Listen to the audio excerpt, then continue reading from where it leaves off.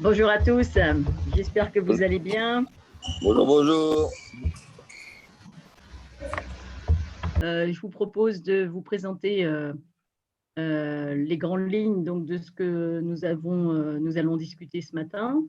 Donc, on va faire un peu le point sur la saison, qui forcément, comme vous le savez bien, a été très, très impactée par le, le Covid et beaucoup, beaucoup de compétitions annulées de notre côté, sur le plan fédéral également, et une activité vraiment extrêmement tronquée.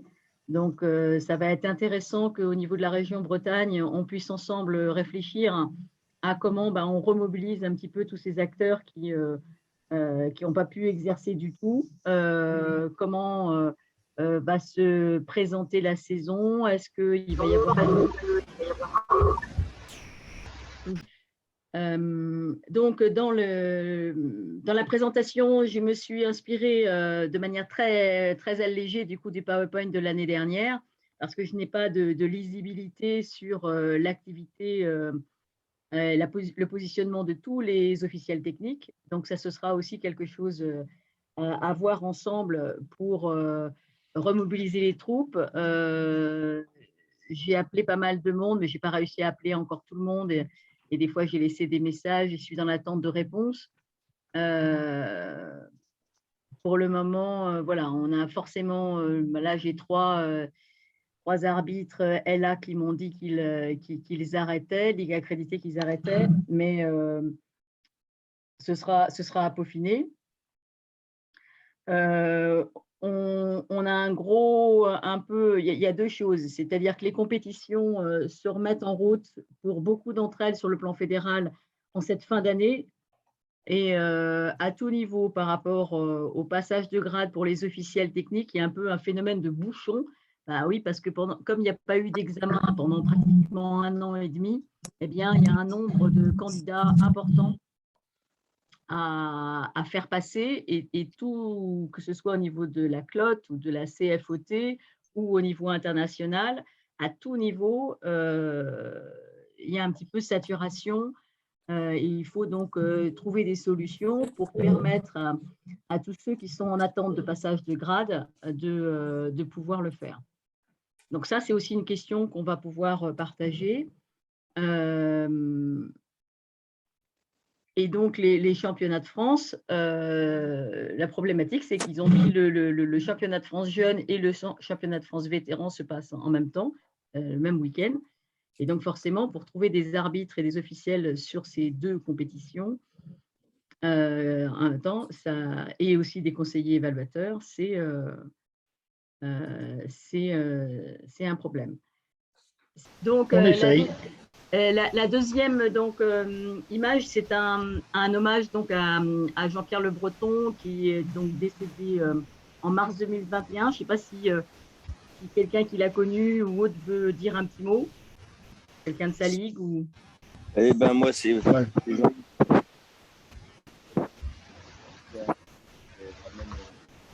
Collègue et un ami, et également un partenaire de nombreux tournois. Et c'est vrai que ça m'a choqué, sa disparition brutale. Et beaucoup de retours aussi des clubs pour souhaiter sa gentillesse et sa présence et sa partie aussi, on va dire, sérieuse de l'arbitrage, du arbitrage, etc. Je perds un très très bon ami dans le quotidien, et j'ai perdu un très très bon ami qui a accompagné jusqu'au bout. Et donc, il a souhaité que... Parle plus fort, Jean-Yves, s'il te plaît. Il a souhaité être également immersé dans l'eau, et je l'ai accompagné là comme c'est un bateau. Et il faut garder en lui le souvenir d'un grand petit bonhomme avec toute sa gentillesse, ses expressions favorites, et voilà. Il y a en chemin, et ça n'empêche pas d'avoir de temps en temps des coups de blues, comme on dit, et puis voilà, ça fonctionne. Merci à tous. Super. Donc, je disais qu'il n'a pas changé, que Céline est excusée pour ce matin, Océane est aussi excusée, mais elle aura un noble représentant par notre petit jeune officiel technique qui nous revient tout droit des Jeux Olympiques et qui pourra prendre la parole pour parler un petit peu de ce qui s'est passé sur la session Juste de ligne et sur nos projets à venir. Et puis Michel, bien sûr, pour la section juge arbitrage. Donc, comme je le disais, au niveau de la saison 2020-2021, eh bien, tous les championnats de Bretagne ont été annulés. Il y a eu globalement très peu de tournois disputés. Et puis, une reprise assez tardive de la pratique de tous les participants, avec donc, comme je le disais tout à l'heure en introduction, une remobilisation de chacun à développer pour se remettre un petit peu sur les rails.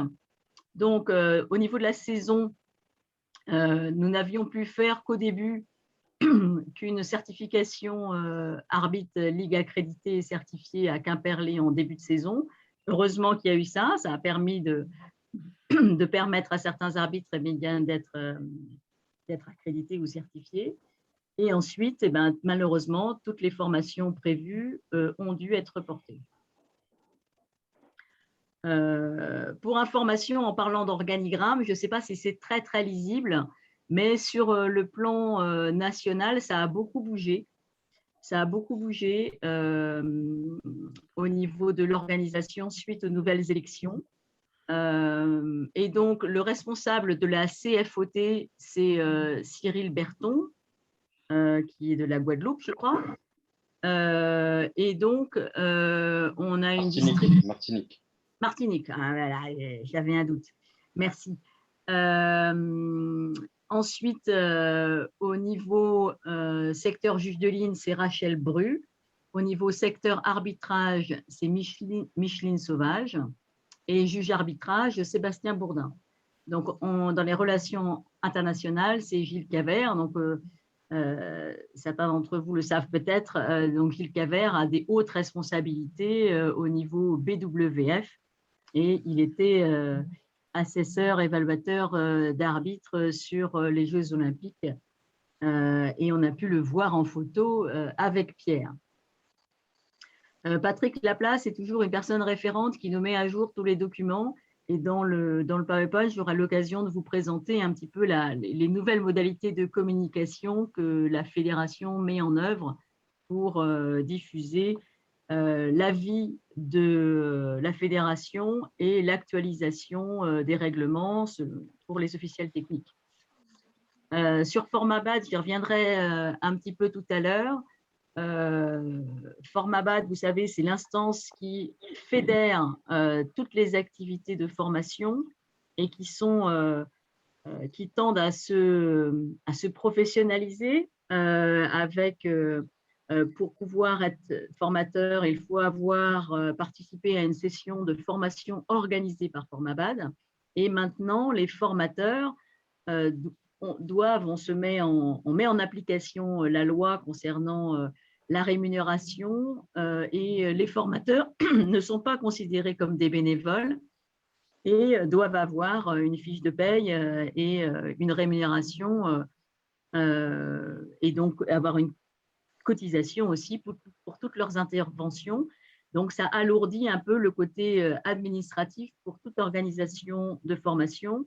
Et on le verra un petit peu tout à l'heure, l'incidence que ça peut avoir si on veut mobiliser un formateur pour encadrer des formations de juge de ligne, eh bien, il faut aussi passer par là. Dans les nouveautés, au niveau de la fédération, j'en reparlerai un petit peu sur la slide de tout à l'heure, mais Antoine Fauvet a pris la filière formation-examen et notamment le développement d'une filière jeune arbitre avec, on voit un nom en dessous, Nadine Jacquemot, qui ils veulent développer un peu cette articulation-là pour valoriser la formation des jeunes arbitres qui est déjà possible dès 11 ans, mais la problématique qu'il soulève, c'est le fait que ça peut être intéressant que des jeunes, selon leur point de vue, que des jeunes arbitres aient des formations dédiées entre jeunes arbitres et non pas mixtes arbitres et jeunes arbitres. Sinon, beaucoup des gens impliqués dans la fédération sont des gens qui étaient déjà là sous la précédente mandature. On retrouve donc Sébastien Bourdin aux relations internationales au niveau du juge-arbitre. Véronique Seyet était aussi quelqu'un déjà de très, très impliqué au niveau juge-arbitrage. Et au niveau des ICN, c'est toujours Alain Bertrand qui pilote le dossier. Pour nous, arbitres, au niveau national, c'est Claude Delcroix, qui était déjà aussi présent l'année dernière. Et puis Laurent Schwitzgebel au niveau des juges de ligne. Alors, au niveau de notre filière sur le plan fédéral, et donc là, je mixte, j'ai mixé dans le PowerPoint des présentations entre la Bretagne et puis ce qui a été présenté au niveau de la CFOT. Donc, au niveau arbitrage, j'ai évoqué ce que nous n'avions pas fait l'année dernière. Et voilà, au niveau de la fédération, il n'y a eu que le début de saison qui a fonctionné sur le mois de septembre et un petit peu d'octobre. Donc, il y a eu seulement 108 rencontres interclubs de réaliser. Ils ont présenté qu'il y aurait un tuto pour aider les juges arbitres à rédiger le rapport de JA Interclub. Et donc, au niveau des championnats de France, il y a eu seulement le para début juillet à Nantes, qui s'est très bien déroulé. Et donc, ils ont annulé voilà, beaucoup de compétitions. Et comme je vous le disais tout à l'heure, des compétitions reportées toutes au mois de novembre, ce qui fait un peu un goulot d'étranglement pour pouvoir se libérer au mois de novembre sur le championnat de France appelé avant senior, qui a lieu début novembre à Besançon, le jeune à Mulhouse et le vétéran à Annemasse. Et pour gérer ça, ils ont sollicité des ligues certifiées sur le vétéran. Et eh bien, écoutez, c'est avec plaisir que nous aurons 2 officiels ligues certifiés qui seront présents aux vétérans, avec Océane Cocchio et Richard Seltretch, que je remercie d'avoir été réactif sur cette proposition d'affectation. Moi, je serai conseillère en arbitrage sur le vétéran à ce moment-là. J'ai mis en bas au niveau des perspectives pour après, et ça c'est un petit jalon par rapport aux juges de ligne notamment, puisque dans les ambitions de la Fédération française, c'est d'avoir un arbitre français aux Jeux olympiques en 2024. Il y en a même ceux qui rêvent vraiment un peu plus loin, aimeraient bien en avoir 2. Ça a été évoqué, un JA français et 60 juges de ligne français. Donc là, par rapport à ce qu'on va évoquer sur la formation des juges de ligne, c'est aussi une dimension importante. Pour être juge de ligne BWF, il faut être arbitre fédéral accrédité. Voilà nos projets pour la saison 2021-2022. Avec une formation arbitre ligue accréditée à Plomeur mi-décembre, le 18 et 19 décembre. Une formation ligue certifiée, arbitre ligue certifiée sur le Bretagne Jeune.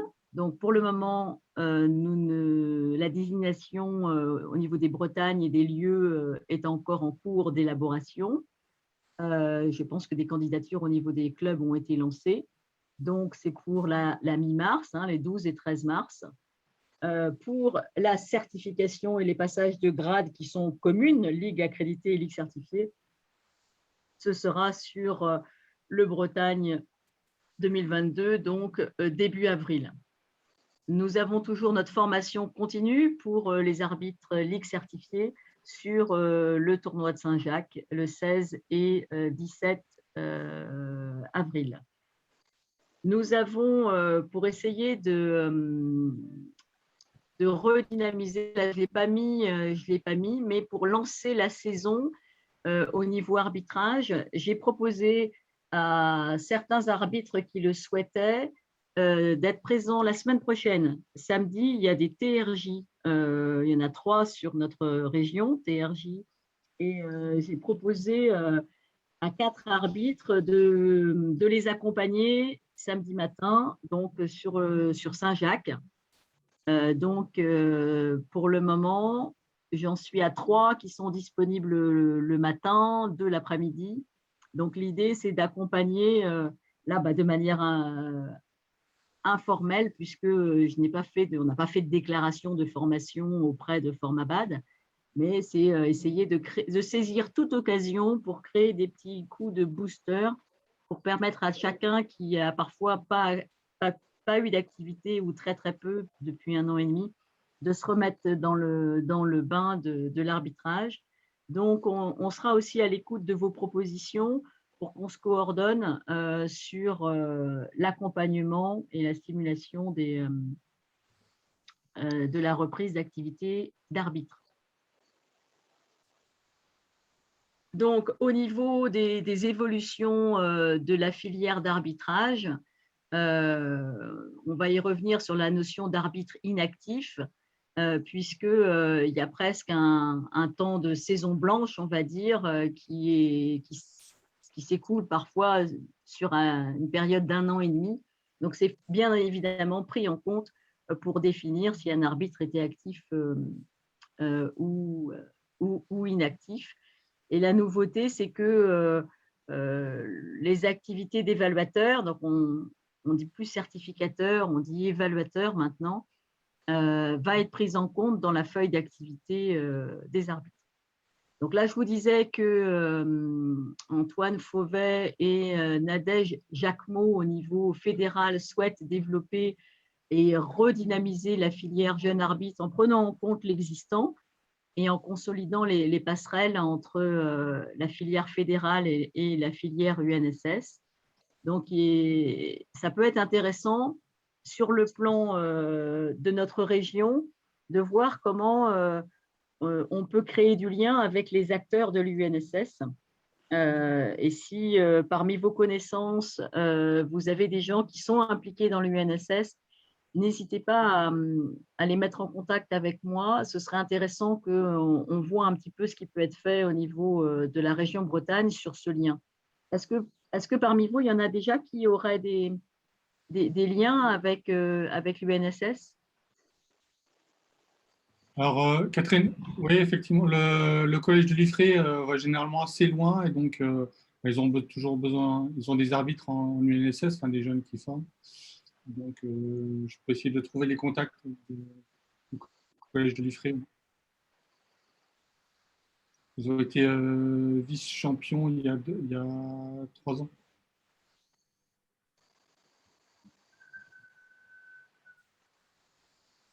Alors, d'accord, je profite de ta prise de parole pour lire le chat parce que du coup, donc, on me suggère de passer en mode diaporama, ça va être mieux pour vous. Alors, je vais essayer.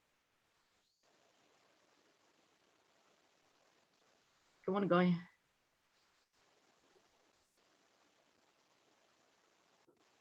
Ça n'a pas l'air de bouger.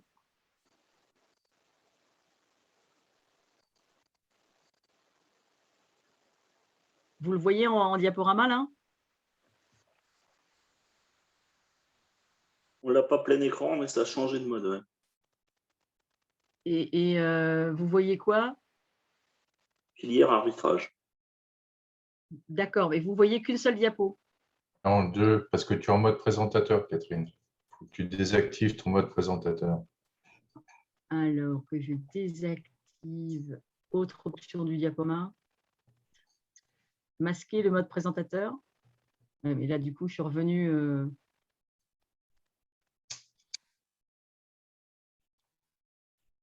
Comme c'était avant. Ouais, c'est ça, ouais. Tu as un seul ou 2 écrans? Parce que si tu as 2 écrans, ça veut dire que le diaporama est pas sur deux. Alors, voilà. Yes. C'est bon, là? Oui. Oui. Oh. Bravo. Et c'est bon. Donc, je propose, au niveau de la filière juge de ligne, de donner la parole à Pierre pour faire un petit peu le bilan. Je crois qu'Océane t'a appelé hier soir. Est-ce que tu peux activer ton micro du coup, Pierre? Bon, bonjour à tous. Oui, donc pour la filière juge de ligne, nous avons programmé 2 formations là, assez proches l'une de l'autre parce que c'est la début de saison. Donc il y en a une dans 2 semaines à Rostrenin. Et au mois d'octobre, c'est la 2e journée d'Interclub à Bichin. Voilà. Donc je pense que ça serait bien qu'il y ait un maximum de candidats déjà pour la filière juge de ligne Bretagne, parce que actuellement nous sommes très peu, je crois que nous sommes 3 ou 4. 4, ouais. Donc ça serait bien de gonfler un peu cette formation qui est maintenant, je pense, qui va devenir de plus en plus nécessaire, surtout à un haut niveau. Je pense aux interclubs nationaux et aussi tout ce qui est gros championnats, enfin, grosses manifestations comme Paris et Orléans, quoi. Donc cette filière, elle n'est pas du tout compliquée, ça prend une journée, ce sont des gestes à savoir faire sur cette journée, et après ça vous ouvre les portes pour aller ensuite, dès on sollicite des juges de ligne, vous serez juge de ligne accrédité, et donc là vous pouvez aller donc même jusqu'à Orléans pour aller faire du juge de ligne sur cette manifestation. Et puis après, on passe le grade international, on peut faire Paris, et puis aller encore plus haut, voir les Jeux Olympiques. Voilà. Et donc, ça serait bien d'essayer de voir dans les clubs si on peut recruter au moins 16 candidats sur ces formations. Je pense au niveau budget, là, pour que le budget n'impacte pas trop cette formation, quoi, hein, parce qu'il faudrait en gros, vu que je sais que ça fait couler beaucoup d'encre, le tarif, c'était mis à 50 €, c'était peut-être un peu excessif, donc du coup ça a été descendu à 25 €. S'il y a 16 candidats, je pense que le budget sera couvert avec les 16 candidats, mais ça serait bien d'en avoir 16. De toute façon, nous sommes deux formateurs, donc on peut aller jusqu'à 16. Donc autant remplir un maximum ces formations.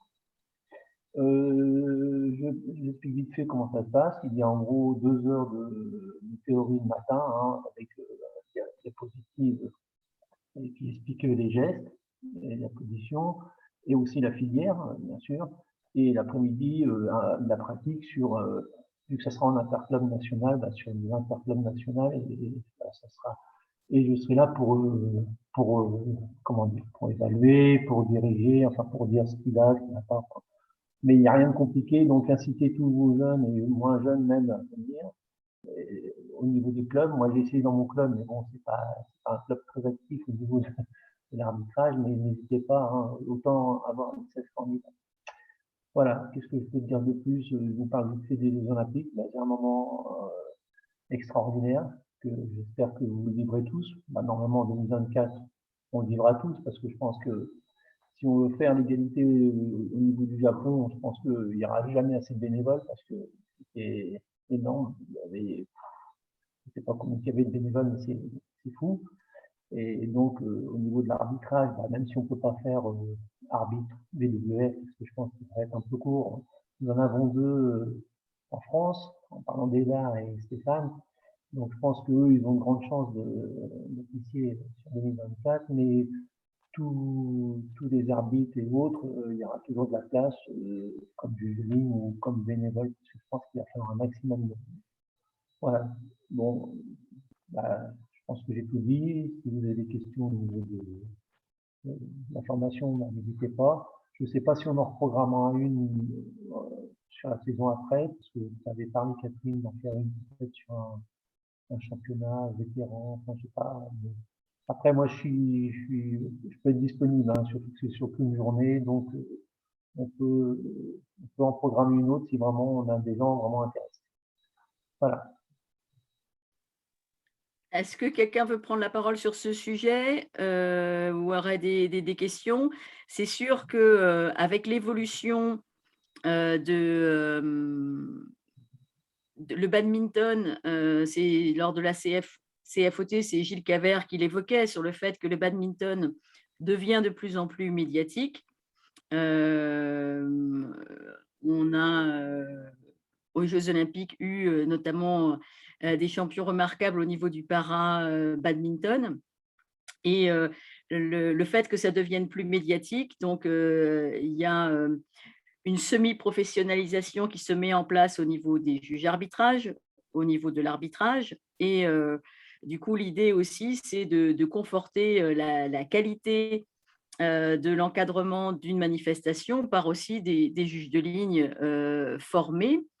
Et on va en parler donc au niveau du top 12, ça va devenir obligatoire, hein, avec des sanctions financières de 30 € par juge de ligne non présent sur la compétition.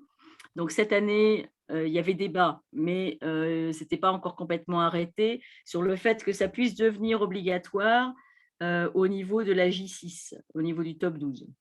Mais il y avait débat sur cette question-là, sur à partir de quand c'était obligatoire cette année sur le top 12. Et ça risque de descendre sur la N1. Donc, il faut qu'on s'y prépare. Pour nos championnats de France, pour nos championnats de Bretagne, eh bien, ce serait aussi intéressant que nous puissions avoir des juges de ligne. Donc, la tenue officielle d'un juge de ligne, c'est un t-shirt bleu, comme vous pouvez le voir, c'est la couleur bleue qui est la couleur officielle. Et je pense à Rostronin et Guichin. Ce serait intéressant, voilà, dans un idéal, d'avoir un t-shirt bleu, mais sinon, d'avoir au moins un t-shirt identique pour tous les juges de ligne qui seraient présents. Donc, est-ce que vous avez des questions? Là, du coup, comme je suis en partage d'écran, je ne vois pas ce qu'il en est. Je ne sais pas si, Michel, tu peux…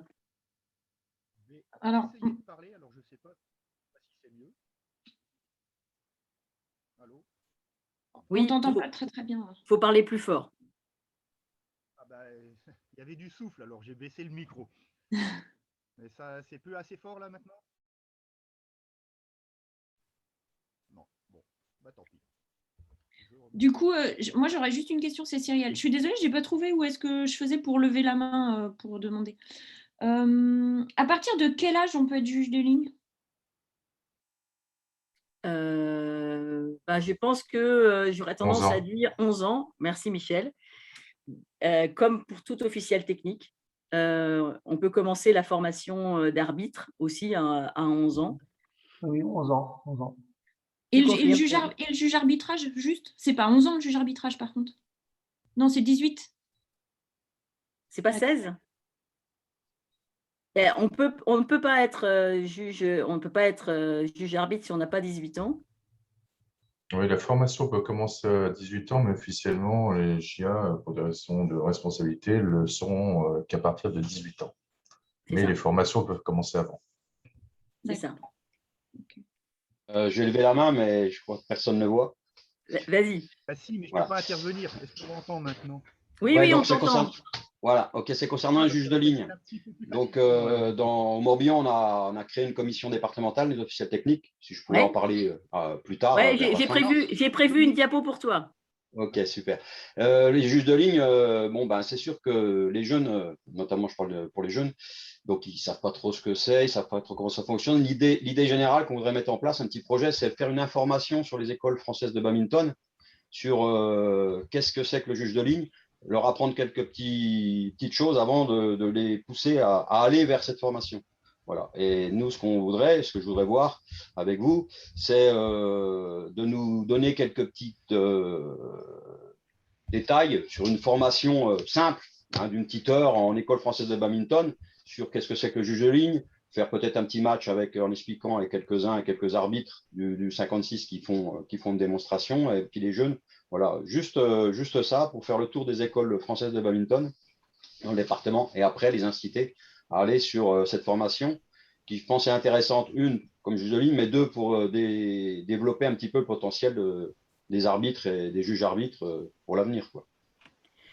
Et c'est tout à fait juste. Et dans le plan, dans l'organigramme aussi, de la fédération, il y a un volet sensibilisation qui est développé dans les documents que je vais vous présenter tout à l'heure.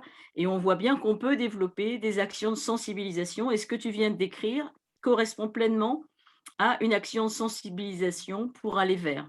Et c'est pleinement reconnu, défini et aussi encadré au niveau fédéral. Et donc, oui, on pourrait développer, je ne sais pas ce qu'en pense Pierre, mais on pourrait développer des outils de communication pour aider les officiels techniques qui voudraient organiser des sessions de sensibilisation. On pourrait tout à fait les prévoir. Ok, bah, c'est Moi, exactement l'objectif. si je peux me permettre d'intervenir par rapport à ça, moi, quand je suis arrivé en Bretagne, j'ai arbitré donc pour Austrana qui était déjà en N1. Et je sais que, bah, vous le savez tous, que dans certains gymnases, la luminosité est très difficile. Donc, pour un arbitre, c'est très difficile de juger certaines lignes, d'où certaines révoltes de certains joueurs. Donc, je pense qu'un juge de ligne, c'est un confort déjà pour les joueurs et aussi pour l'arbitre, parce que voilà, on est là pour que le match se passe le mieux possible et faire des bonnes appréciations au niveau des lignes, mais c'est pas toujours évident. Donc, j'avais évoqué ça à Jacques Ribéry et à la Ligue, de mettre des juges de ligne, et il était tout à fait d'accord sur le principe. Donc, j'avais fait une formation, on va dire, officieuse, parce que j'avais pas fait une demande de format et j'avais été un vendredi après-midi à Rostrénin, et il y avait des écoliers, on va dire, qui étaient là et qui étaient intéressés. J'en avais une dizaine. Bon, sur la dizaine, il y avait peut-être 2 ou 3 qui n'étaient pas convaincus, mais j'avais fait une sorte de sensibilisation, et après, sur les interclubs, ils venaient. Donc, c'était des juges de ligne qui ne sont pas sur une liste de juges de ligne, mais qui ont déjà fait un officier sur certains matchs. Donc, je pense que c'est une bonne idée de faire une sensibilisation. C'est sûr que sur une vingtaine de gamins, on va peut-être en récupérer 5 ou 6, mais c'est toujours 5 ou 6 qui viendront aussi sur une formation officielle. Mais je pense qu'il faut essayer surtout sur les clubs qui sont prometteurs, de monter en national, je dirais, de mettre des juges de ligne, parce que je pense que même si c'est pas une demande officielle de la CFOT, sur les interclubs, de mettre des juges de ligne, ça peut être très confortable, quoi, parce que je veux dire, les gens qui officieront en tant que juges de ligne seront mis en valeur. Ce sera des officiels techniques, entre guillemets, parce qu'ils ne seront pas sur une liste, mais je pense que il n'y a pas besoin d'avoir une obligation de mettre des juges de ligne pour en mettre. Ça peut être, selon la configuration de la salle, on peut mettre un juge de ligne, il ne serait-ce qu'un seul, pour aider l'arbitre et les joueurs sur la ligne opposée, s'il y a un mauvais éclairage et tout. Moi, je l'avais fait en Ile-de-France, je n'avais pas de juge de ligne, il y avait des protestations d'un joueur par rapport à ça. J'avais demandé, bien sûr, c'était ou le club adverse ou mon club qui allait faire juge de ligne. Donc, c'est un joueur,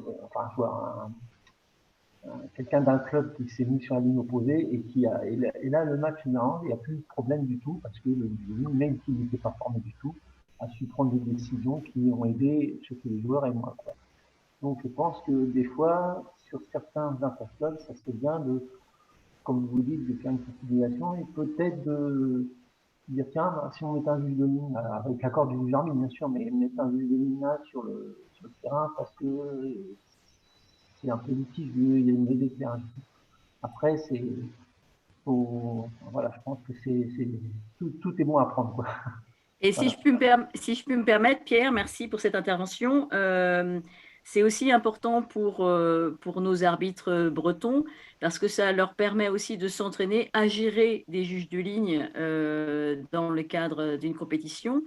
Parce que sinon, quand on passe de ligue certifiée ensuite au niveau fédéral, eh ben, là, sur les compétitions fédérales, il y a des juges de ligne. Et du coup, c'est le grand bain. Ils n'ont pas eu l'occasion d'exercer avec un juge de service aussi souvent que ça auparavant, et ni avec des juges de ligne. Et donc, ce serait aussi une excellente formation. Alors, je vois que quelqu'un parle dans le chat. Je vais profiter du temps mort là pour préciser aussi que normalement, étant donné qu'ils sont les seuls candidats, ça sera Cesson qui accueillera les France Élites en 2023 et qu'il faudra bien qu'on ait des juges de ligne sur cette compétition, d'une part, et que c'est le support de certification pour les juges de ligne, d'autre part.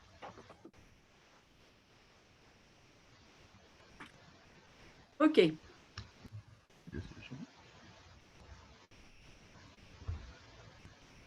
Alors, eh bien, tu as la parole. Est-ce que tu veux bien la conserver, Michel?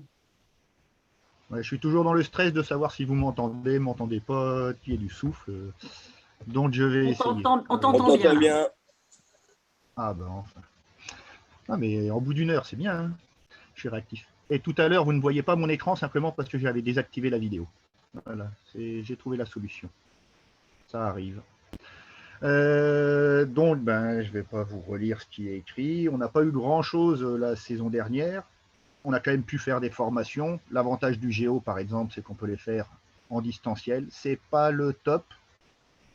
C'est-à-dire qu'on a eu deux moutures, une version sur 2 sessions et une version où on n'avait pas beaucoup d'écart. Je crois que c'était même le même week-end. Et là, on n'a pas eu de retour positif. Cyrielle, qui était co-animatrice, n'a pas du tout aimé. Je n'ai pas du tout aimé. C'était trop dense. Et bon, voilà. Donc ça, en espérant qu'on ait pu à faire du distanciel, si on en refera, on changera encore de méthode. Et puis les actions annulées, ben, toutes. 9 examens annulés. Et la formation Jala. Donc, par contre, Catherine, si tu peux me passer à la suite. Donc ça, c'est les projets de la saison. La formation Jala, elle est quand même très très tard. Mais c'est signe d'optimisme, ça veut dire qu'on estime que la saison se terminera cette année. Il y a 5. Il est déjà obsolète, hein, le slide, parce que les observations planifiées, pour l'instant, les observations se passent mal. Celles que j'avais planifiées, il faudrait qu'ils soient observés la semaine prochaine et ils n'ont même pas pu prendre contact avec les JA, parce que même les JA, je les ai nommés que très très tard, puisqu'il y avait peu de candidats. Les examens planifiés, je vais quand même essayer de maintenir les dates, mais il y en a une qui est en train de sauter déjà. Je laisse parce que les candidats sont témoins, donc ils ne savent pas c'est sur qui que ça va tomber, mais bon, je leur dirai. Donc du coup, on va revenir sur une ancienne version. Dans le temps, les TRJ étaient support d'examen. J'ai été examiné dessus, je n'ai pas vu où était le souci. La commission jeune, il y a quelques années, a décidé de ça perturber les TRJ. Je ne vais pas revenir là-dessus, enfin, sur leur décision, mais je vais la contester et on en refera à nouveau un support d'examen. Il y a 2 formations géo en présentiel, une à Ploufragan, l'autre à Rennes. Et voilà. Si vous avez des questions. Mais Dominique, ta main est levée en permanence. C'est que tu veux intervenir ou tu as oublié de la descendre? Ok, je l'enlève. C'est bien, tu l'as vu. Oui. Il faut que j'aille l'œil partout. Donc, filière juge arbitrage. Même chose que l'arbitrage, hein, les certificateurs deviennent des évaluateurs. Le module interclub a juste été déplacé un peu dans la filière. Cette modification n'a pas d'impact pour la Bretagne, puisque nous, elle est déjà intégrée dans la formation Jala. Au lieu d'être une formation postérieure, pardon, elle est déjà intégrée, donc voilà. Ils ont précisé des choses sur le passage de grade, je ne vais pas revenir dessus. Les documents sont parus dans le LOB 69, si je ne me trompe. Et maintenant, de toute façon, ils sont sur le site, dans le DIT du badminton, le site fédéral, pardon. Et la même chose que pour les arbitres, les missions d'évaluation pour les fédéraux comptent comme des activités. Donc, on va voir pour nous passer les activités des formateurs et autres. Je crois qu'ils n'en aient pas beaucoup. En JA, on en a moins besoin de ça pour faire le quota. C'est-à-dire que les formateurs, généralement, ils l'obtiennent assez facilement, leur quota. Bon. C'est bon pour moi. Toujours pas de main.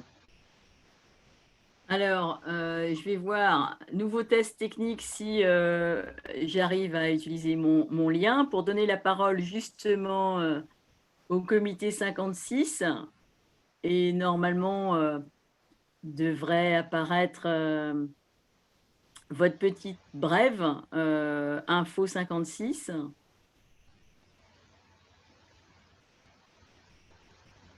Si tu veux déjà commenter, j'ai mis Oui. la petite note que tu nous as envoyée, mais si tu veux prendre la parole pour Ouais, commenter. d'accord. Ok.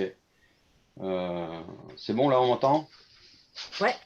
Voilà, donc au niveau du comité, on a créé une commission départementale, une officielle technique du Morbihan, hein, avec un rôle surtout de soutien, conseil et d'information quoi, hein, auprès des officiels techniques du Morbihan.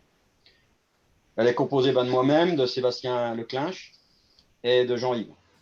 Voilà, donc nos différentes actions, en gros, on a 4 actions. Hein, on a action d'information avec l'info Info de 56 numéro 1, hein, où on essaye de diffuser les dernières infos qu'on a au niveau réglementation, au niveau passage des officiels techniques du Morbihan. On a un rôle aussi de soutien au niveau des géos. Donc là où on fait une formation, essentiellement un rappel de formation sur les logiciels. Et également possibilité, quand un club organise avec son premier géo un tournoi, donc un juge arbitre du comité vient et en soutien. C'est avant, après, pendant, bien sûr, il fait office de juge arbitre, tout à fait, hein, c'est son rôle, mais également il conseille le géo pour continuer dans sa formation. Et également aussi sur les TDJ, quand on organise les TDJ, donc des géos qui viennent d'être formés, s'ils souhaitent venir à table de marque pour travailler un petit peu, ils ont la possibilité, ils le demandent et on les aide à ce niveau-là. On a une nouvelle action qu'on va mettre en place dès cette année, c'est le soutien auprès des arbitres. Donc on constate que les arbitres, soit ils sont trop jeunes pour aller solliciter des clubs pour officier, soit ça coûte un certain nombre d'argent pour les clubs parce qu'ils ont déjà sur des nationaux 3, 4 JA, plus faire venir les arbitres, ça peut paraître financièrement un peu compliqué. Donc on va mettre des actions en place. Une première action sur le Master Vétéran qui va se passer à Elvin, organisé par le club de Saint-Nolf, où là on a convoqué des arbitres. Et il y aura moi-même et Sébastien qui seront présents.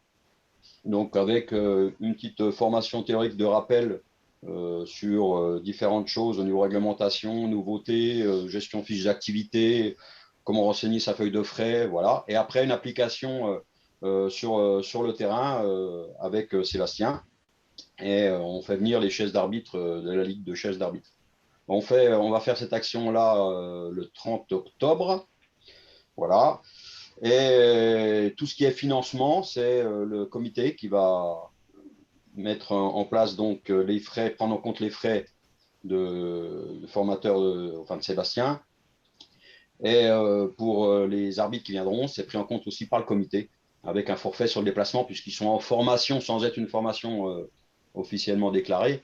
Ils seront considérés en formation, donc avec un forfait de déplacement. Voilà, donc ça évite au club d'avoir à financer ça. Donc, et si ça marche, on renouvelle l'action sur la finale de la Coupe du 56, voilà, sur une journée. On met le même principe avec 2 chaises d'arbitre, etc. Voilà, pour qu'ils puissent officier dans de bonnes conditions et tout pris en compte par le comité. Ça fait un budget d'à peu près 1 000 euros, voilà, financé par le comité. Une fonction aussi en soutien des juges arbitres. Donc, les juges arbitres qui officient surtout sur les interclubs, voilà, pour la première fois. Donc, si on a possibilité, notamment moi qui peut être disponible, donc d'aller conseiller, être sur place et avoir un soutien auprès de ce juge arbitre qui débute pour la première fois en interclub, voilà, au niveau du Morbihan. Interclub régional ou pré-national. Voilà. Et enfin, donc, le projet que j'ai parlé tout à l'heure sur les juges de ligne. Donc, faire, comme tu as dit, Catherine, une sensibilisation auprès des jeunes dans les écoles, dans les EFB, hein, des gros clubs qui sont engagés soit en national, pré-national ou régional. Hein. Bon, on a l'Anester qui est en national, on a Plumeur en pré-national, on a Saint-Nolf en régional. Voilà, des clubs qui sont engagés à ce niveau-là pour pouvoir sensibiliser sur les juges de ligne, les jeunes, et pour les inciter à également essayer de développer leur filière d'officiel technique par la suite. Hein, c'est une porte d'entrée, un juge de ligne, pour eux, et pourquoi pas aller plus loin. voilà un petit peu ce qu'on a mis en place. On a un budget qui a été alloué par le comité, donc qui nous permet de mettre en place toutes ces actions. Hein, et les 3 officiels, même moi, y compris, hein, c'est en tant que bénévole, hein, en tant que salarié du comité. Voilà, je tiens à le préciser quand même. Voilà, Catherine. Ok, merci beaucoup. Est-ce qu'il y a des réactions par rapport à cette intervention? Est-ce que ça donne envie à certains comités de s'organiser? Je trouve que l'idée de l'info est assez intéressante, sachant que la problématique, c'est que ben voilà, les choses évoluent et que là, par exemple, le PowerPoint sera bien évidemment disponible. Hein, on le mettra à disposition et on pourra l'envoyer au club ensuite parce que j'ai mis des liens avec les nouvelles actualités du badminton. Et le problème de ça, c'est qu'il faut réussir à tenir une veille par rapport à ça. Donc, est-ce qu'il y a des questions de participants suite à cette intervention? Non, moi j'ai juste une réaction, c'est parce que je suis très, comment dire, très positif hein, sur la formation continue des juges arbitres. C'est une très bonne chose. Par contre, ça me stresse parce que si les juges arbitres ils sont doubles sur une journée, ben, je vais avoir des problèmes d'affectation. Mais ça, c'est à titre personnel. Là. Non, mais Michel, nous, c'est bénévole. Hein. On n'a pas de prise en compte, rien. Hein. On y va bénévolement. Non, mais j'ai bien compris. Mais la journée où tu es bénévole, par exemple, la journée où tu vas accompagner Nadia sur l'ICR, tu ne seras pas disponible pour une autre affectation. Oui. Voilà, c'est juste ça. C'est des problèmes de popote pour moi. Hein. C'est la démarche. Je comprends bien. Mais bon, voilà, nous, c'est le choix du comité. Non, mais c'est une bonne chose. Je sais que Nadia était stressée de sa première affectation en ICR. Tu l'accompagnes, ça va. Je pense qu'elle est satisfaite là-dessus. Nadia, oui. Hein. Ça arrête la tête. Si je peux me permettre juste d'intervenir, Nadia était venue beaucoup de rencontres où j'étais juge arbitre de façon à se roder en vue de passer l'examen. Et donc, c'est la meilleure façon de le faire sur le terrain de visu, toutes les problématiques qu'on peut rencontrer sur un tournoi privé ou autre. Non, mais je ne nie pas la démarche, je suis positif. Moi, je vois un autre souci. Bon, Catherine. Merci. Donc, j'en parlais un tout petit peu dans les préliminaires sur l'effectif de nos arbitres bretons. Donc, c'est la slide de l'année dernière. Voilà, j'ai commencé à reprendre contact avec un petit peu tout le monde. C'est intéressant. Edar faisait ça avec la plus grande rigueur. C'est assez chronophage, mais je suis aussi intimement convaincue que c'est important de créer du lien avec tous les officiels. Et donc, dans mon premier tour d'horizon, eh bien, ceux qui étaient stagiaires, sachant que ce mot n'existe plus, mais ceux qui ont participé au premier temps de formation, eh bien, ils sont toujours dans la perspective de poursuivre. Donc, il ne faudra pas qu'on les perde et qu'on les invite et qu'on les accompagne. Donc, il y en a 2 dans le 29 et une dans le 56. Et par rapport à ce que disait tout à l'heure Richard, où il avait proposé des arbitres sur... c'est à l'IFRE que tu es, c'est ça, Richard? Ouais, le nocturne de l'IFRE. Voilà. Le 18 octobre, tu disais. Le 8 octobre. 8 octobre. 8 octobre, eh bien, je sais qu'un des stagiaires, Anthony Bourrigaud du 29, a dit qu'il était intéressé et qu'il serait présent. Donc, je trouve que c'est une bonne initiative de créer des opportunités d'arbitrage parce que uniquement un juge arbitre ligue certifié peut avoir des arbitres sur la compétition où il est. Et c'est intéressant de promouvoir et de suggérer parce qu'on sait que ceux qui sont les plus éloignés, j'ai envie de dire, de la culture du badminton active, eh bien, eux, ils ont d'autant plus de mal à être autonomes dans la recherche de lieux d'exercice et ils se sentent un peu démunis pour trouver des lieux d'activité. Sur les 24 arbitres ligue accrédités, dans mes premiers tours d'horizon de téléphone, il y en a 3 qui m'ont dit vouloir arrêter. Parfois, c'était parce que du coup, là, l'interruption a été fatale, mais parfois, c'est aussi conjoncturel, lié à des événements professionnels ou personnels qui font que cette année-là, ils ne vont pas pouvoir exercer. C'est bien de nous en informer et ça ne veut pas dire qu'ils vont arrêter de manière définitive. Donc, on voit bien que c'est quelque chose qui bouge. Est-ce qu'il y a des interventions par rapport à ça parmi vous?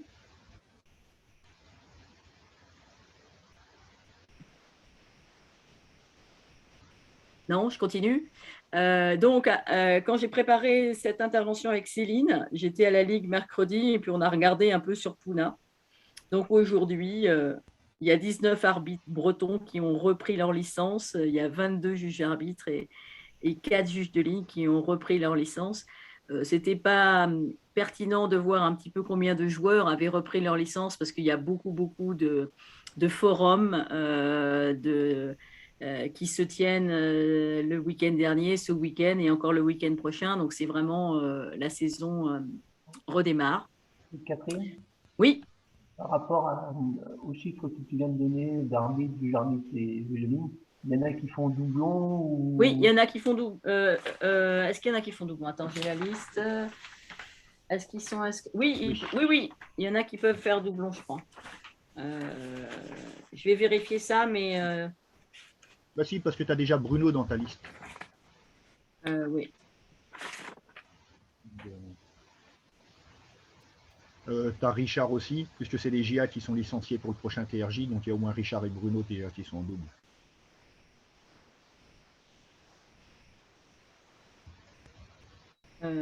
Oui, il peut y avoir des doublons. Richard est doublon, par exemple, en tant qu'arbitre et juge arbitre. Mais c'est... Voilà, Michel Goutte, il est doublon aussi parce qu'il est juge de ligne et arbitre. Donc, il y a quelques doublons. Catherine, oui. Je pense à ça d'un seul coup parce que ça me travaille la tête depuis X temps. Michel Goutte, je pense qu'il n'est pas à l'écoute parce que j'en avais déjà parlé. Est-ce que vous ne pourriez pas évoquer au niveau de la CFOT, moi je trouve quand même aberrant, excusez-moi du terme, mais qu'un arbitre international, voire plus, même fédéral accrédité, enfin certifié, mais on va dire international, ne puisse pas avoir automatiquement le grade de juge de ligne accrédité, même s'il n'a pas fait de formation ni rien, dans la mesure où on sait pertinemment que tous ces grades d'arbitre ont déjà officié plusieurs fois avec des juges de ligne. Je trouve ça quand même, aberrant qu'on ne puisse pas les nommer systématiquement. Je te l'accorde, Pierre. Ça va me donner l'occasion de... puisque j'ai été juge de ligne aux IFB au tout début pendant plusieurs années, mais sauf que les statuts de la filière a bougé. Et donc, ça va me donner le plaisir de pouvoir être stagiaire avec toi, Pierre. Oui. Non, mais je dis ça, Catherine, c'est pas seulement pour officier en tant que juge de ligne, parce que je sais qu'il y en a qui font les deux. C'est très bien, c'est formidable. Mais je dis ça, c'est au niveau des formations, parce que je vois que là, en Bretagne, je suis un peu limité pour la formation de juge de ligne, parce que les gens sont loin, peuvent pas, enfin voilà, nous sommes 4 juges de ligne officiels sur les listes, alors que je pense qu'il y aura peut-être des gens comme Michel, enfin ils n'auront peut-être pas envie, mais Michel et d'autres qui voudraient peut-être venir m'aider sur une formation de juge de ligne plutôt que de la bloquer parce qu'il va manquer un formateur. Tu vois, c'est pas mon idée, quoi. Mais oui, c'est juste, je comprends. D'accord, voilà. Par contre, Pierre, à partir du moment où ils seront tous ligue accrédités, je vais y arriver, tous les stagiaires juges de ligne que tu vas recevoir sur les 2 premières journées d'ICN peuvent devenir tes adjoints en formation. Ça va quand même vachement multiplier tes opportunités. Tu dis des adjoints même s'ils n'ont pas fait de formation? Oui. Ouais, en tant qu'adjoint, ils peuvent être adjoints. C'est Ah, pareil pour les formations d'arbitre. On D'accord, peut avoir d'accord. des adjoints qui ont le grade, mais qui n'ont pas, D'accord, la formation. d'accord, très bien, merci. Bon, je passe à slide, Michel, puisque c'est la même chose que pour l'autre. Oui. Je ne sais pas si tu veux dire un petit point sur l'effectif des JA bretons. Faudrait que j'essaye d'être positif. Non, il est angoissant. Il est positif, hein, puisque regardez le niveau, il a encore progressé par rapport à la saison dernière grâce à Jean-Marc. Mais non, on est très peu, trop peu. Il y a quand même pas mal de défections. Là, sur les 14% de JA qui arrêtent, c'est par rapport aux chiffres de l'année dernière. C'est même pas par rapport au taux de réponse que j'ai. Hein. Je considère que ceux qui ne m'ont même pas répondu reprennent. Donc c'est quand même optimiste comme vision des choses. Donc quand on va falloir faire les affectations, je pense que je vais m'amuser. Bon, forcément, à l'échelle fédérale, c'est la même chose. Hein. Oui, Ils peuvent être en difficulté pour avoir suffisamment de JA pour les affecter sur les interclubs. Notamment, c'est disparate selon les ligues. Dans les affectations nationales, il n'y a qu'une journée qui n'est pas dotée. Nous, on risque d'aller beaucoup plus dans le rouge, quoi. Mais on verra. Oui, ben ça c'est en cours de résolution. J'ai simplement cerclé les 29 parce qu'ils n'ont pas de JA filles. Mais ils ont potentiellement 3 filles qui sont intéressées pour devenir JA. Donc ça, on va exploser le score l'année prochaine. Côté positif. Donc là, j'ai mis des photos, des slides du diaporama de la CFOT sur le point sur les examens dont juge-arbitre fédéral certifié.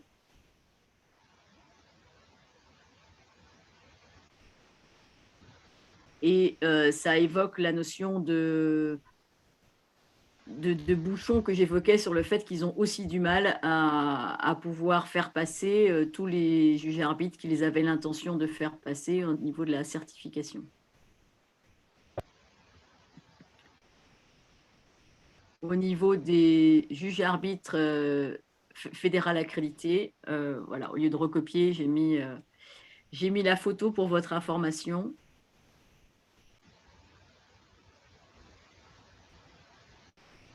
Sur ce qui a été, sur ce qui était prévu, reporté ou prévu, annulé. Est-ce qu'il y a des questions par rapport à ces éléments-là au niveau du juge arbitrage?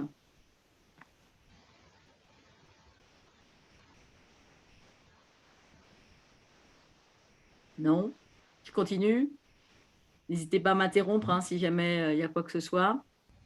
Alors, j'évoquais tout à l'heure la structure de Formabad, qui a été quand même beaucoup pilotée et dont l'architecture a été créée notamment par Jérôme Careil. Je sais que parmi nous, Michel Goutte, présent dans notre ligue, a beaucoup contribué aussi à travailler en lien avec Formabad et la Fédé. Mais j'ai bien senti lors de la réunion de la CFOT que le départ de Jérôme Careil, qui n'a pas un successeur vraiment défini au niveau de Formabad, qu'ils étaient un peu en manque de soutien au niveau humain dans leur organigramme. Et donc, on a tout de même des interlocuteurs, mais on voit bien qu'ils évoquaient le fait qu'ils demandaient de l'indulgence sur les délais de traitement des sollicitations. Bon, ça doit nous engager à anticiper autant que faire se peut aussi nos sollicitations vis-à-vis de Formabad qui évolue. Alors, au niveau des clubs, vous avez dû avoir cette information, j'en ai parlé avec Céline, qui est arrivée très tardivement, c'est-à-dire que au niveau de la Ligue, nous avons reçu, elle a reçu mardi après-midi l'information et elle a diffusé le mercredi, comme quoi il y avait des webinaires sur la présentation des logiciels de compétition. Donc, nous ne sommes absolument pas responsables de cette communication, puisque quand même, donner une information le mercredi, comme quoi il y a une formation, un webinaire le jeudi, c'est un petit peu court. Mais on voit bien que, et c'est pour ça que j'ai mis cette slide, ils ont mis le lien sur le fait que ces webinaires sont enregistrés et qu'il est possible de les... encore une fois, je transmettrai, je mettrai à disposition ce PowerPoint et il sera possible pour tous les clubs qui le souhaitent de pouvoir suivre les webinaires de manière enregistrée. Et donc, il y en a un autre le 14 septembre. Est-ce que vous avez des questions par rapport à ça? Non, j'ai les précisions, je ne sais pas si tous les JA sont au courant. Les JA, ils ont beaucoup de responsabilités dans les clubs généralement, donc ils doivent être au courant. JA ou arbitre, hein, tous les officiels techniques. C'est que Badnet sera mise gratuitement à la disposition des clubs cette saison. C'est pour ça qu'ils font autant de formations dessus. Et Badnet, on en reverra ça plus tard aussi, mais ça présente à l'heure actuelle, hein, je ne dis pas que c'est le seul logiciel qui peut le faire, mais au moins à l'heure actuelle, Badnet présente l'avantage par rapport à Bad+, d'être un peu plus, comment dire, sanitairement correct. Mais je redévelopperai ça plus tard. Sur deux saisons, Michel. Deux saisons, la mise à disposition. 2 saisons, ouais. Ah bah ça explique les 72 000 € alors. Voilà, 2 saisons. D'accord, merci. Donc, au niveau des juges de ligne, on ne va pas y revenir parce qu'on a beaucoup développé ce volet-là par rapport à leur présence sur le top 12. Et en termes d'évolution par rapport aux chaises d'arbitre obligatoire, ça va descendre aux ICN N2, voire N3. Donc, j'évoquais la disparition du statut de stagiaire qui est remplacé par l'intitulé, donc en formation ALA ou en formation juge-arbitre. Pour les cartons jaunes, ça a été lors de la CFOT, ça a fait l'objet de discussions, ce n'est pas encore complètement arrêté et c'est en cours de réflexion sur le fait que aujourd'hui, sur une saison, on va dire, je prends un exemple caricatural, si un joueur, à chaque fois qu'il joue, il a un carton jaune et qu'il a 30 cartons jaunes sur la saison, il n'y a rien qui se passe. Hein, on sait bien que sur un même match, il a plusieurs cartons jaunes, oui, mais ça va aller vers le rouge. Mais pas sur s'il a un carton jaune un jour et sur une autre compétition, un autre carton, etc. Donc, ils sont en train de réfléchir sur comment enregistrer sur Puna ces cartons pour pouvoir définir des sanctions disciplinaires par rapport à X cartons. Donc, c'est une réflexion qui est en cours au niveau de la fédération. Des questions par rapport à cette slide-là?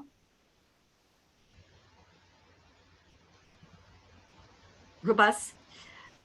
Du coup, des grandes lignes par rapport aux recommandations et sur la prévention des gestes sanitaires.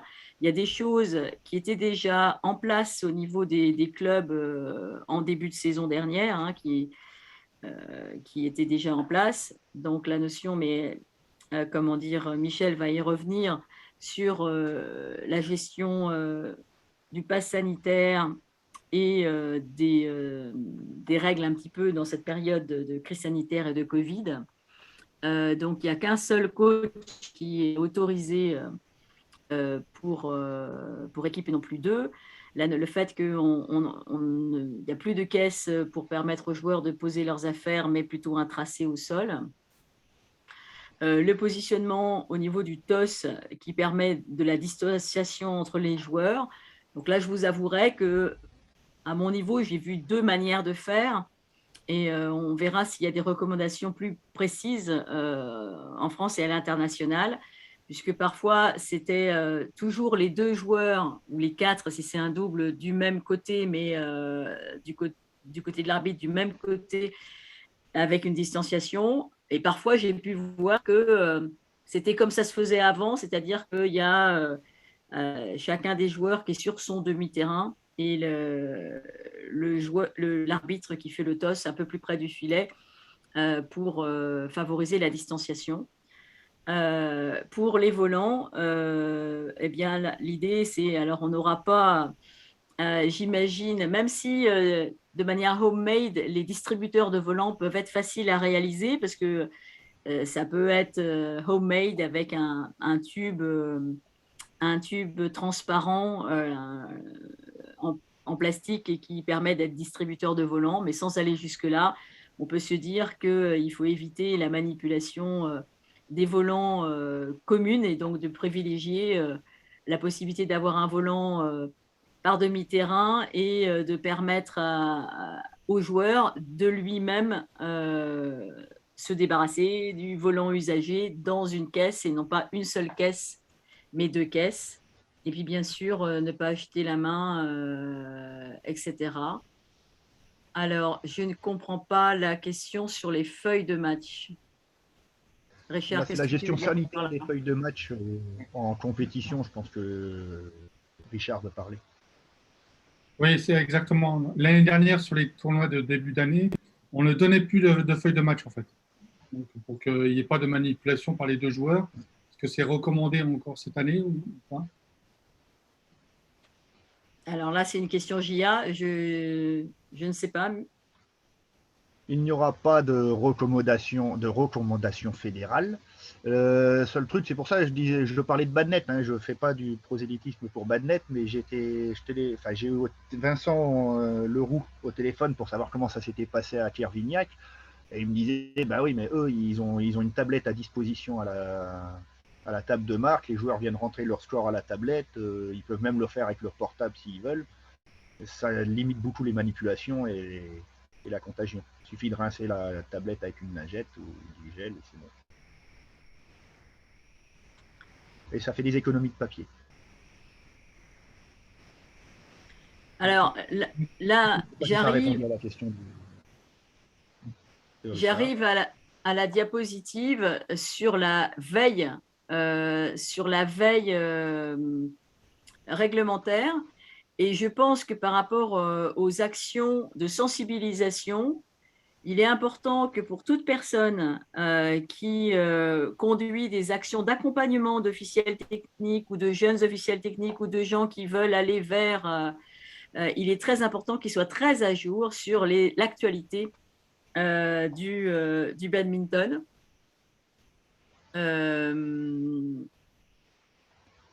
Et donc, la fédération a mis en place l'officiel du badminton avec du coup l'actualité à la fois concernant la vie de la Fédération française de badminton dans ses décisions au niveau des assemblées générales que dans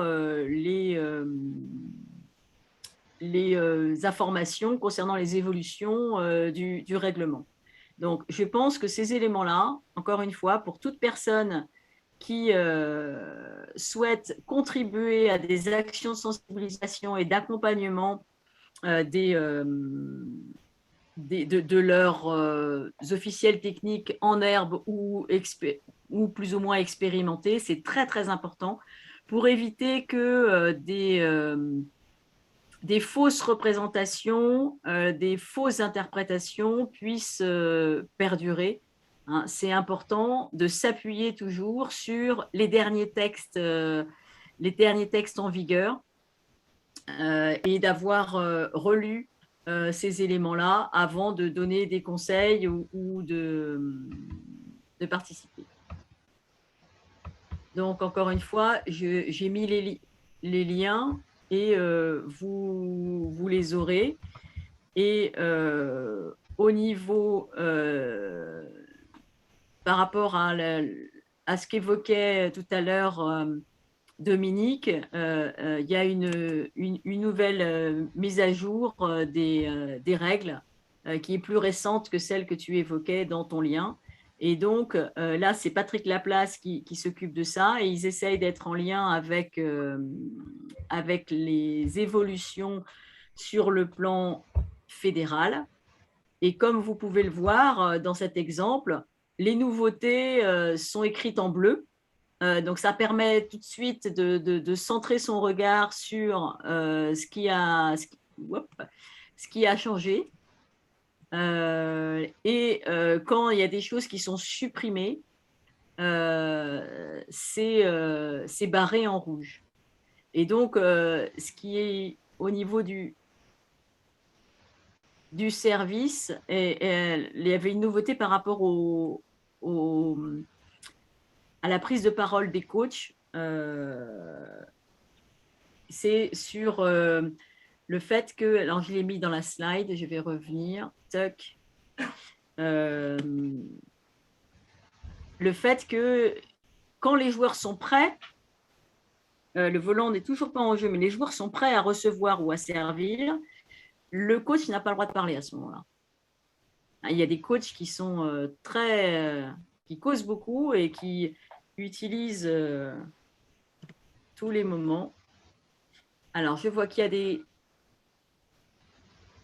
je ne sais pas s'il y a des prises de parole par rapport à ce que je viens de dire ou par rapport à des choses qui se passent sur le chat. Oui. Oui, bah moi, l'info 56 numéro 1, elle date de décembre. Donc, évidemment qu'il va y avoir une info numéro 2 avec les nouveautés et que j'attendais justement ce séminaire pour sortir voilà, une info numéro 2 mise à jour avec les liens que tu as mis.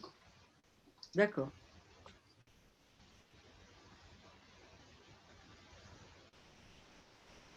Est-ce qu'il y a des... Voilà, c'était là. C'était là, vous voyez, sur le... Alors non, c'est le service...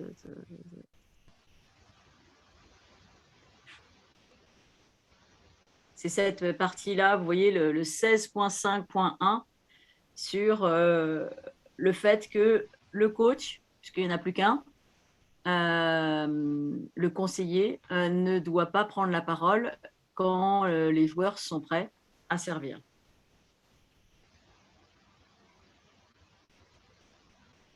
Donc, au niveau de l'officiel du badminton, je vous évoquais le V28, donc c'est sur le site de la fédération, V68 tout à l'heure, et donc il y a une version V69 qui est parue.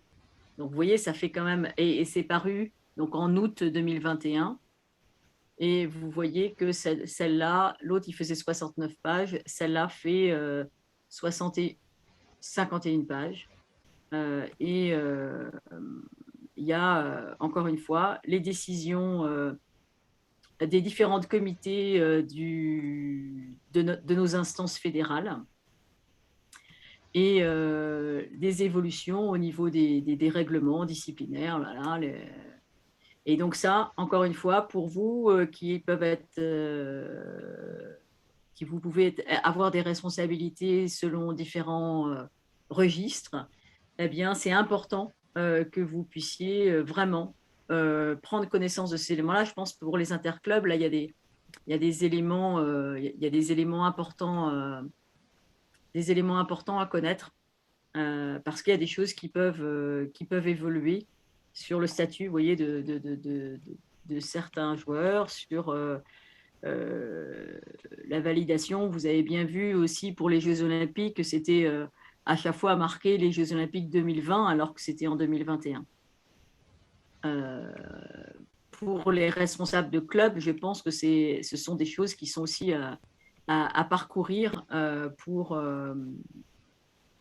avoir des éléments aussi de gestion du club. Et donc, vous voyez, comme je vous le disais, dans les annexes, vous voyez là, il y a des éléments sur les filières. Donc, puisque j'ai bien compris qu'au niveau de la filière juge-arbitrage, ils allaient faire des évolutions. Et au niveau de la filière arbitrage, ça va être à la marge. Donc, vous voyez, là, comme je vous le disais tout à l'heure, quand il y a des choses qui sont barrées, j'essaye de voir si j'en tombe sur une, c'est barré en rouge. s'il y a des évolutions.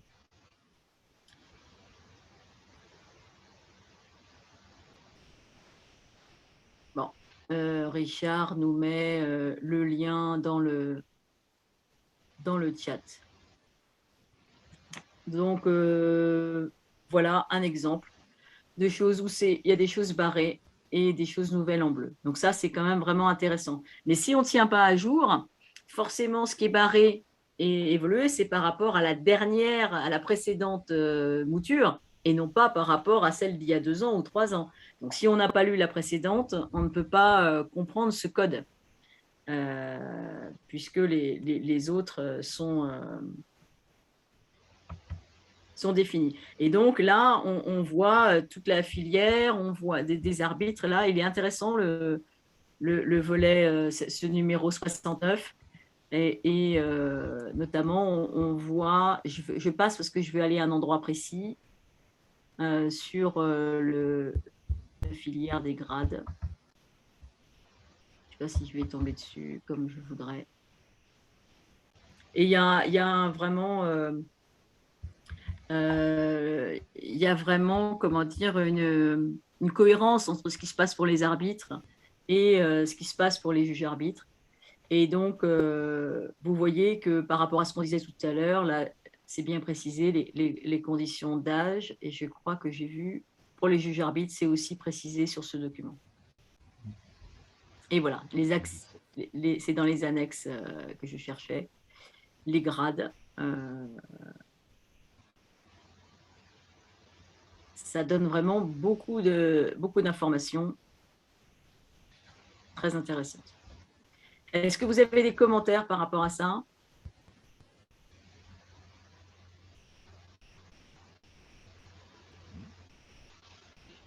Non, pas de prise de parole?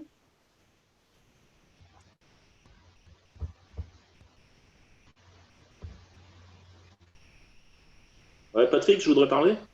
Vas-y. J'ai pas vu ton déroulé, a priori, je suis toujours bloqué sur l'officiel du badminton numéro 69. Donc les filières, j'ai rien vu, je sais pas si c'est le cas de tout le monde. Merci Patrick, je pensais que mon PC il avait planté en carte graphique. Non, C'est pareil, oui. C'est pareil. Ah bon. Bah écoutez, vous en prendrez connaissance parce que moi je le déroulais, mais visiblement vous l'aviez pas sous les yeux. Mais encore une fois, la communication de ça va être faite très rapidement et dans le... D'accord, vous n'avez pas vu mon déroulé. Je suis désolée, je vous invite à les consulter et les liens voilà, sont apparus dans le chat. C'est facilement accessible. Est-ce que tu veux faire une prise de parole du coup sur, avant les questions, Michel, sur le pass sanitaire et le contexte sanitaire des compétitions?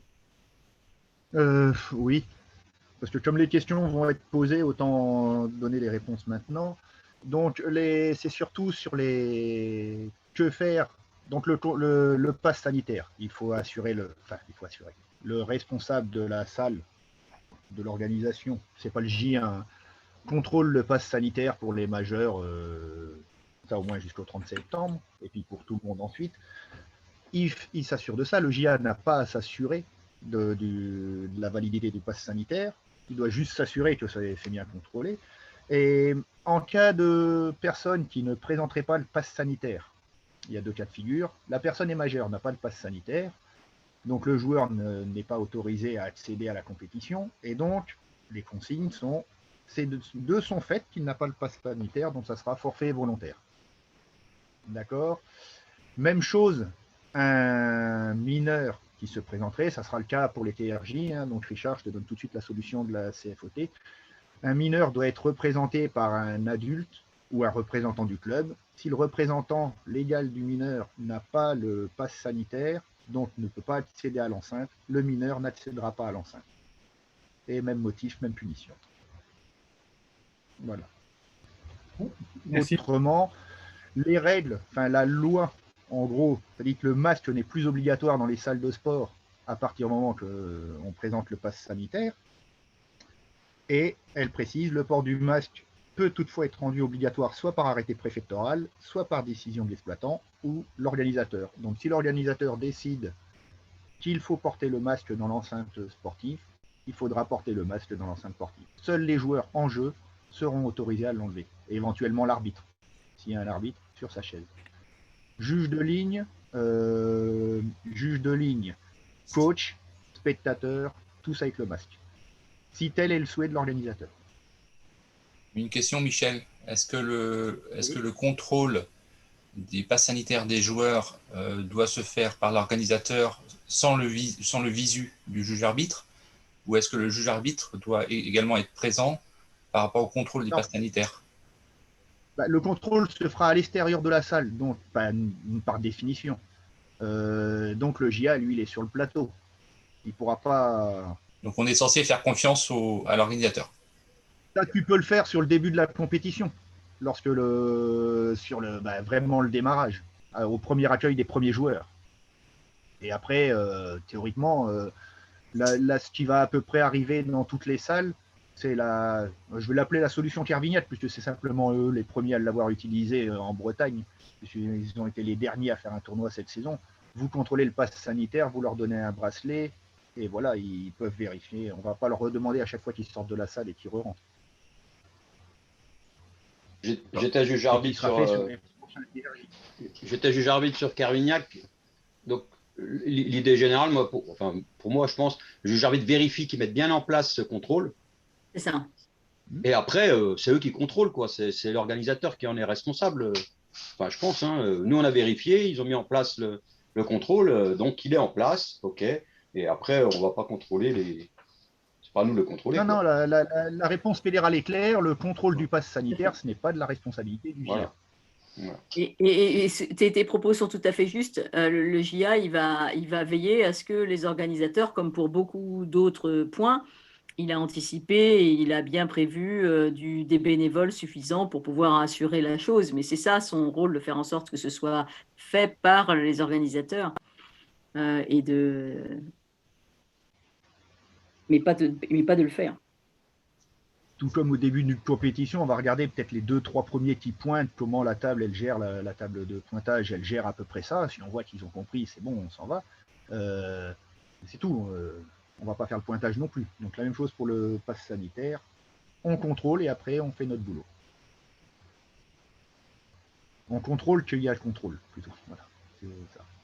On s'assure qu'il y ait contrôle. C'est ça. Parfait. Et si jamais il n'y avait pas de contrôle, ce serait vraiment étonnant parce que les organisateurs sont responsables. La compétition ne peut pas avoir lieu, c'est pas possible. Là, c'est de la responsabilité du juge arbitre, ce coup-là. C'est clair. Si lui, tout ce qu'il pourra faire, c'est remonter remonter. Donc, je ne sais même plus si c'est la commission disciplinaire, il faudrait que je réécoute le webinaire, pour dire que justement, il y a infraction aux règles sanitaires. On ne peut pas empêcher la compétition dans le sens où il y aurait quand même en cas de non-contrôle, peut-être 100% des joueurs sont autorisés à participer. Ils ont fait toutes leurs démarches. Ce n'est pas parce qu'il y a un organisateur défaillant qu'on va annuler une compétition. Et forcément, après, le pass sanitaire, si je puis me permettre, il concerne aussi les officiels techniques, bien évidemment. Oui, mais ça, j'ai regardé les réponses. Généralement, on est très bon là-dessus. Les officiels techniques, ils sont tous à jour. Bon, on est les premiers contrôlés. En théorie. Enfin, moi, j'étais le premier contrôlé. Et donc, je retrouverai exactement à qui il faut s'adresser, mais ça serait des sanctions fédérales derrière, donc genre interdiction d'organiser toute compétition pendant un certain temps. Voilà. Quelqu'un qui enfreindrait volontairement le protocole sanitaire, oui, il encourrait des sanctions. J'interviens. La compétition, s'il y a infraction au contrôle sanitaire, peut être arrêtée par arrêté préfectoral. Oui, mais je ne sais pas si... Oui. Et oui, s'il y a une manifestation qui se produit et que les gens ne sont pas en norme dans une salle, ça peut être arrêté par le préfet, le maire de la commune, etc. S'ils sont avertis, oui. S'ils sont avertis. Ça donnerait enfin l'occasion d'avoir des élus dans les salles.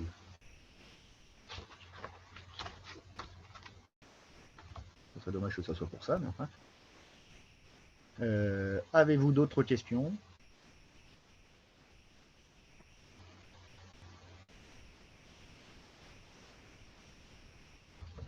Pourquoi vous ne les posez pas à haute voix, vos questions?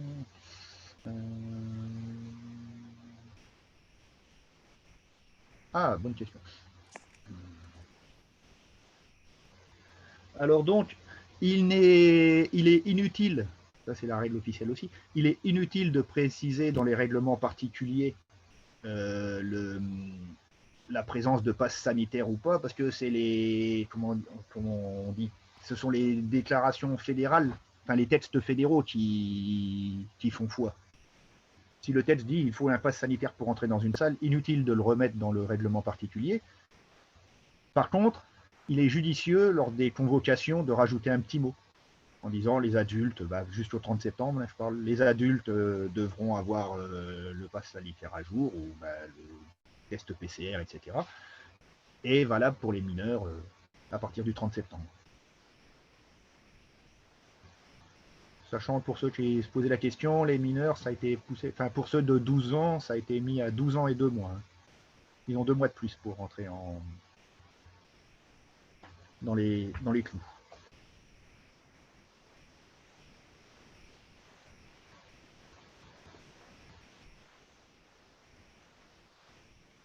Je me permets par rapport à une question que je vois sur le chat. Concernant, il n'y aura pas de surlégislation de la part de la Fédération française de badminton qui, au niveau des règles sanitaires, se plie aux règles sanitaires éditées par le ministère des Sports et de la Jeunesse et de l'Éducation. Et donc, par rapport à toutes les consignes, il peut y avoir des consignes définies localement par des préfets qui peuvent être différents d'une région à une autre par rapport à l'utilisation du gymnase. Mais pour les consignes sanitaires par rapport à l'entrée dans le gymnase, c'est celle définie par la loi, par les consignes en vigueur, définies par les préfectures et par l'État, et pas définies par la Fédération française de badminton. Donc c'est pour ça que le juge arbitre, c'est pas lui qui est responsable de l'application de ces mesures-là. C'est pour rentrer dans le gymnase, il faut respecter, comme pour toute activité dans le gymnase, quel que soit du badminton ou autre, il y a des consignes à respecter. Donc ça, c'est cette logique qui est importante parce que des fois, il y a eu des règles qui pouvaient être différentes selon les sports ou certaines fédérations ont défini. Bon, vous savez qu'il y a aussi des mesures particulières pour les sports de contact.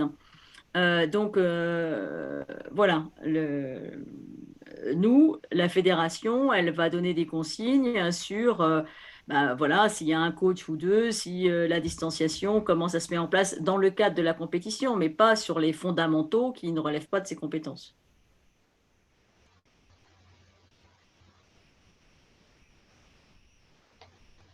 Alors, est-ce qu'on est dans la partie un peu questions? Est-ce qu'il y a d'autres... Je vais, avant de répondre à une autre question, je vais finaliser la question à Catherine. Donc, les compétitions, les jeunes joueurs, comment ils savent que les parents doivent être à jour, etc. Ça, ou comment ils savent qu'ils peuvent se faire interdire la compétition s'ils n'ont pas de majeur représentant, ça c'est l'article 2.14 du RGC. Et je vais, tout de suite après le séminaire, je communiquerai vers les présidents des clubs qui reçoivent les TRJ pour qu'ils indiquent ça quand même dans les convocations. Cet aspect-là. Ça évitera des problèmes samedi et dimanche prochain, je pense. Alors, Pierre, tu voulais prendre la parole?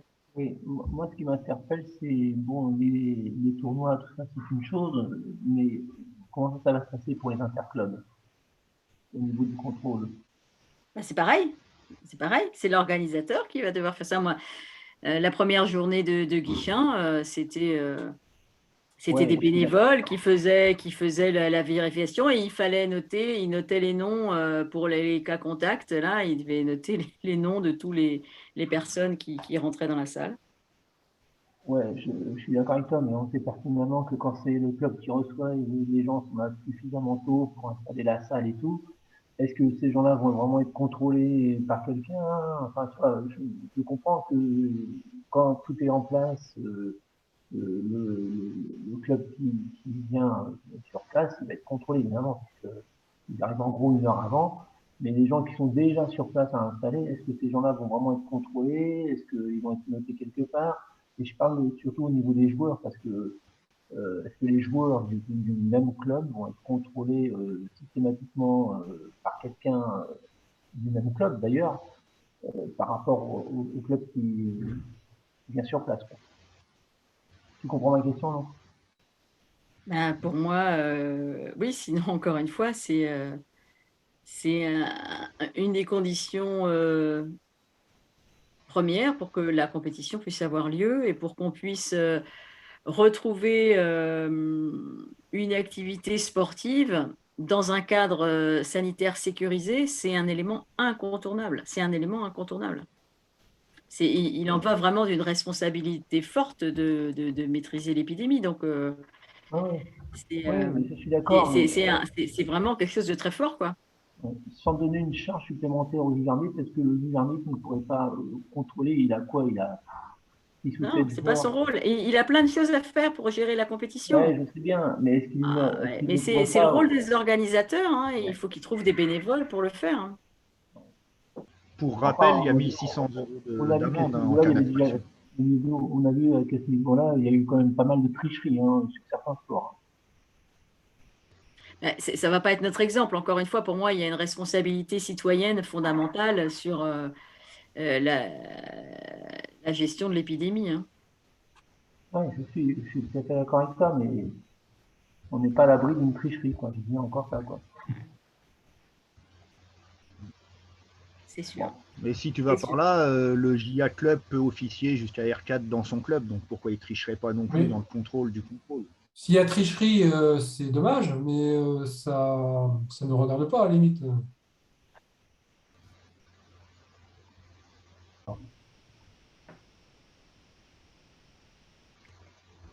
Alors, donc j'ai mis fin au partage d'écran. On est vraiment désolé. Alors, avec Michel, eh ben, écoutez, pour l'année prochaine, on sera au top. On aura tout anticipé, les problèmes techniques. Ce sera formidable. En espérant, bien évidemment, à défaut, c'est vrai que c'est quand même fort sympathique de pouvoir avoir ces temps d'échange en présentiel, de pouvoir avoir un petit temps convivial entre nous à la fin de la réunion. On sait combien c'est important, les discussions informelles, pour aussi reparler de ci et de ça et se recréer du lien entre nous. Même si forcément, sur le plan de la disponibilité et du coût des déplacements, etc., la visio, c'est parfois bien pratique. Mais si jamais le contexte sanitaire nous le permet, on préférera bien évidemment une organisation en présentiel et on pourra toujours faire mixte. On pourra faire des formules présentielles et puis distancielles. Ça aussi, c'est un challenge que Michel et moi, n'est-ce pas, pourrons relever. Qu'on saura relever. Il y a d'autres interventions de certains ou de souhaits de prise de parole? Ouais, Patrick, je voudrais bien prendre la parole. Oui, vas-y, Patrick. Pour en rajouter une petite couche sur les JA, là. Dans le 35, sur les TDJ, est-ce que vous mettez effectivement des JA? Alors, le passé, ça se faisait pas. Enfin, on mettait un nom, quoi, mais dites-moi ce qu'il en est, parce que sur le 29, ça y est, on a pris la décision de mettre des JA sur les TDJ. Donc, ça va demander encore plus de ressources. Vous pouvez me confirmer ou pas? Dans le 35? Ouais. Oui, c'est ce que je disais à Marc Le Hénan, et puis à d'autres, de toute façon. Dominique est parti, il ne pourra pas être témoin. C'est simplement pour cesser cette pratique de pas de JA sur les TDJ. Dorénavant, ce sont les JA clubs qui officient, puisqu'ils peuvent, c'est des TDJ, c'est du niveau R4, donc au moins les clubs qui peuvent me présenter un JA ont le droit à leur TDJ. Et les clubs qui ne peuvent pas me présenter le JA, ils ont leur tournoi, mais limité au P. Parce qu'il n'y a pas besoin de JA pour les tournois P. Où ils trouvent un JA? Hein? Où ils trouvent un JA à l'extérieur. Ah oui, où ils trouvent un JA, oui. S'ils trouvent un JA... C'est effectif, ils ont le hein, droit, on est tous d'accord, on pratique tous la même chose. Là. Ah, tu m'as parlé du 35. Ouais, mais c'est toi qui donnes le ton sur les comités départementaux, si tu as discuté avec... Ah non, je n'ai pas prérogative sur les comités départementaux. On s'est pouillé en juillet ou juin ou août, j'en sais rien. Donc tu n'as pas eu le même discours avec le 56 et le 22, quoi, c'est ça? Ah non, j'ai pas le même discours. C'est que la Ligue, là je parle pas de moi, hein, la Ligue n'a pas vocation, ne se donne pas la vocation, vous prendrez dans le sens où vous voulez, à imposer les politiques jeunes des comités. Les tournois départementaux, comme c'est les comités qui font les déclarations, c'est sous la responsabilité des comités. Donc qu'ils nomment des JA fictifs ou de vrais JA, c'est la politique des comités. D'accord. On a essayé en début d'été d'uniformiser pour que justement il n'y ait pas deux poids, deux mesures, sachant que j'ai essayé d'expliquer ça au comité, les rapports JA sont en ligne. On ne peut pas nommer, Jean-Yves, essaye de m'écouter, on ne va pas nommer Jean-Yves à 2 TDJ à 40 km de distance le même jour. Ça va se voir que vous faites des bêtises. Voilà. Ouais, merci pour ta réponse. Donc le mieux, c'est d'autoriser les JA clubs à officier sur leur club. Ça, c'est possible. Plus que de toute façon, les instances pilotes étant le comité, le JA club peut nommer. C'est pas le JA du club du coup, plus que c'est un truc comité.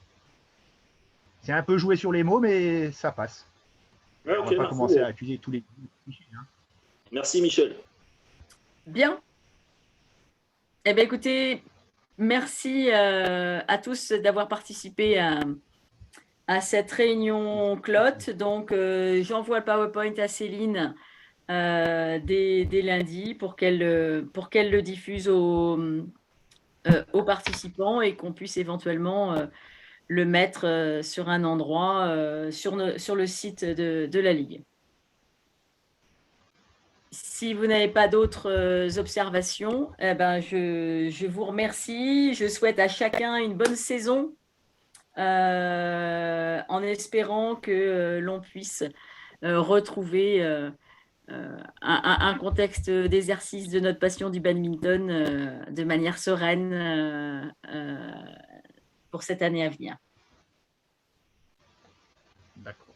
Ok. Bon week-end à toutes et à tous. Bon week-end. Merci à vous, bonne journée.